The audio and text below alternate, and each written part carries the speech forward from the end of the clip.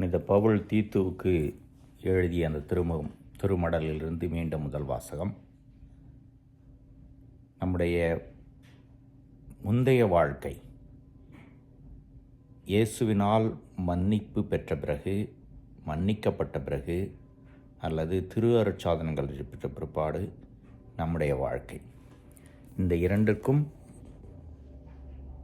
வித்தியாசம் இருக்க வேண்டும். பாவநிலை நம்மை பற்றி கொள்ளக்கூடாது. நம்முடைய சொல்லிலோ செயலிலோ இயேசு வழியாக வந்த வாழ்வும் மீட்பும் போற்றுதற்குரியது, மதித்து நடக்கப்பட வேண்டியது.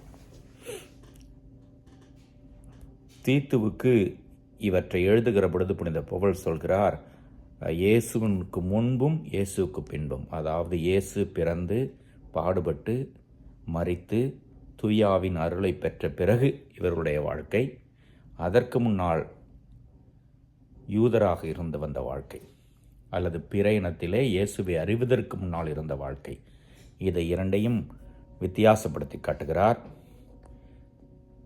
பிந்தைய வாழ்வு இயேசுவோடு இணைந்து வாழக்கூடிய வாழ்வு என்பதை தெளிவாக்குகிறார். நற்செய்தி நூலிலே தொழுநோயாளர்களை இயேசு குணப்படுத்தியதையும் ஒருவர் மற்றும் வந்து நன்றி சொல்வதையும் வாசிக்க கேட்டோம். இயேசுவால் நாம் பெற்றுக்கொண்ட வாழ்வு இயேசுவோடு இணைந்திருக்கக்கூடிய வாழ்வு.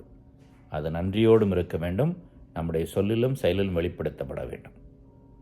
யோசிப்போம், நாம் எப்படி இறைவன் என்னென்று வாழ்த்து பெறுவாராக.